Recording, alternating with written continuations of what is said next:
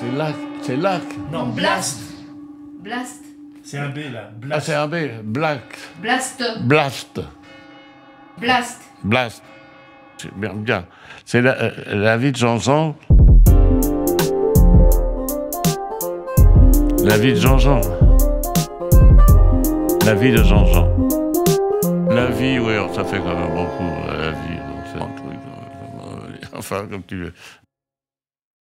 On est samedi, et demain dimanche, je vais aller voir mon frère à Cannes. Oh, je suis un petit peu bouleversé. Je suis content d'aller là-bas le voir. Je vais aller voir mon petit frangin, qui est pas bien. Il peut plus parler. Il est là dans son fauteuil. Il a essayé de me parler hier, il m'a téléphoné. Il a jamais pu arriver à me téléphoner. Il a dû faire décrocher le téléphone. J'entends qu'il disait j'ai pas compris ce qu'il disait. J'ai dit oui, Pierrine, moi je viens dimanche. J'arriverai à 12h30.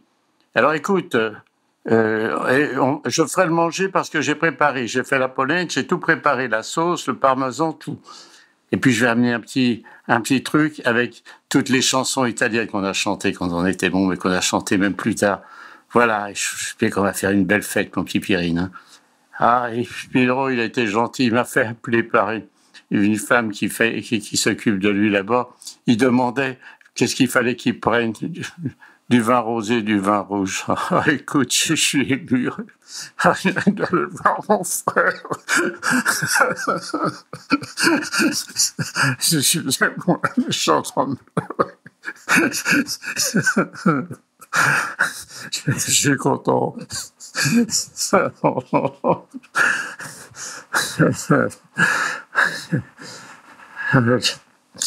en train de tout préparer.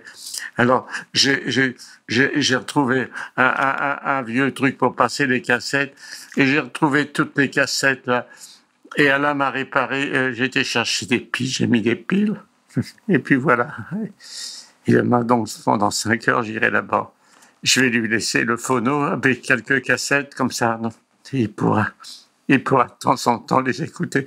Écoutez, je suis désolé, mais je suis désolé, mais je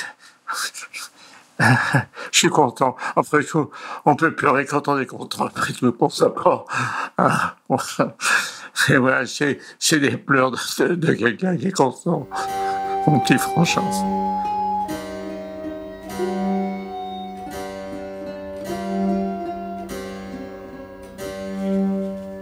Et voilà, je suis arrivé chez mon frère, là.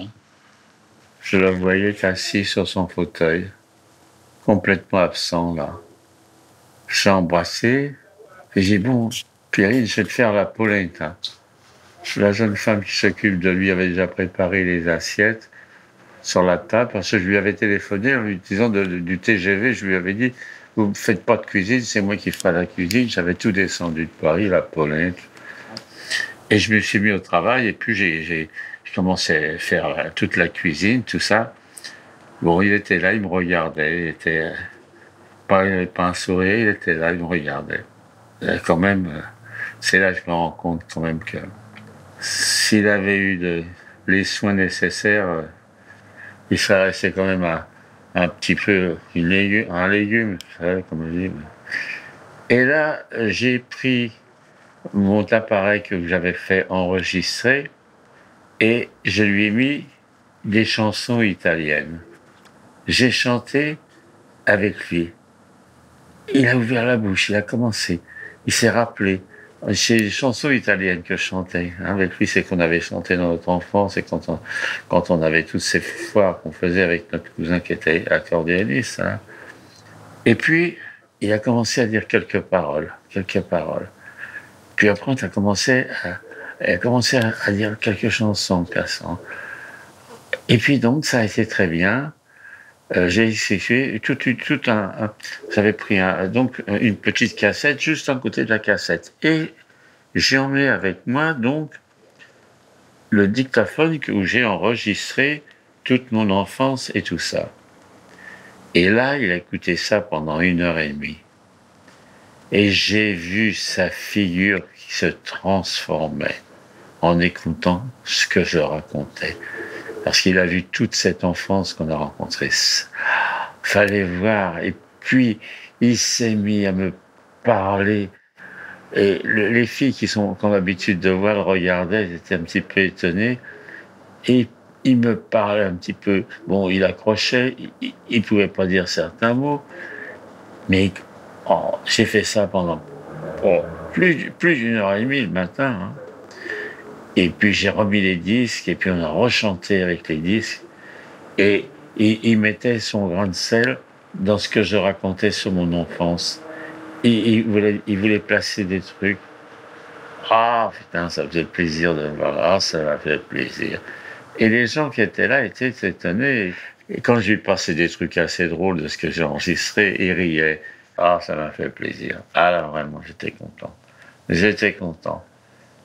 Ah, il y a 2 filles qui s'occupent de lui. Il y en a une c'est Karine, qui est venue exprès. Elle était sortie, elle est venue pour me voir et pour parler avec mon frère. Et une autre a un nom arabe, je peux pas arriver à dire son nom. Alors je dis, écoute, j'ai tutoyé. J'ai dit, écoutez, je vais vous tutoyer, parce que moi, j'ai des gens que j'aime bien, je les tutoie. Alors bon.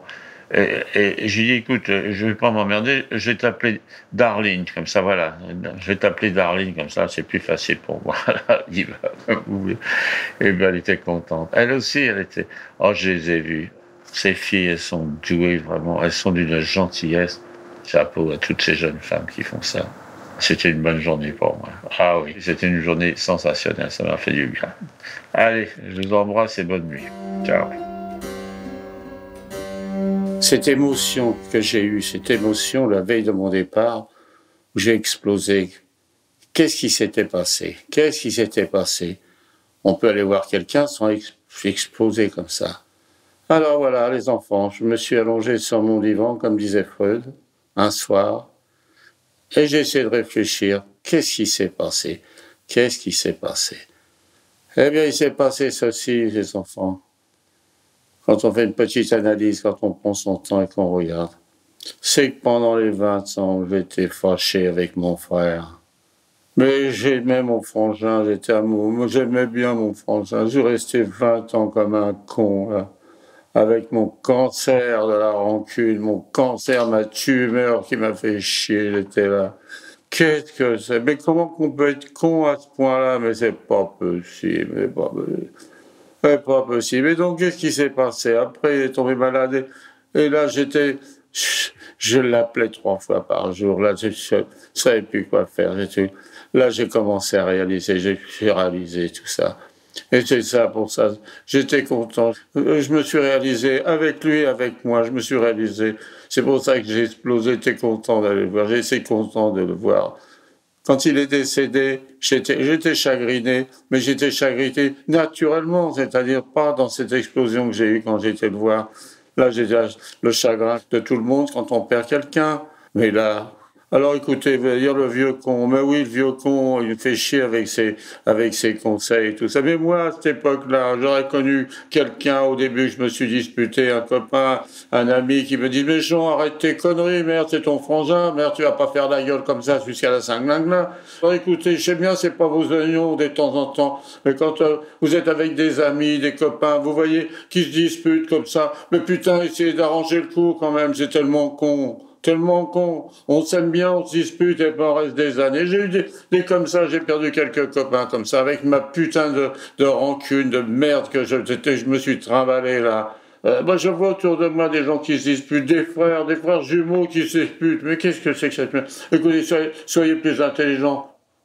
Ah, le Buriani, il nous fait chier. Mais là, ce jour-là, quand je suis allé le revoir, là, j'étais sympa, j'étais vraiment moi-même, là. Mais avant, qu'est-ce que j'étais? Un connard, c'est tout ce que j'ai été.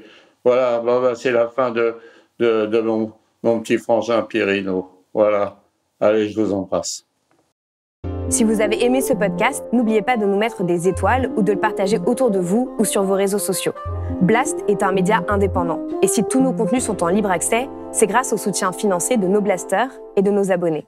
Pour nous soutenir, faire un don unique ou mensuel, rendez-vous sur blast-info.fr. Partagez. Voilà. Et likez.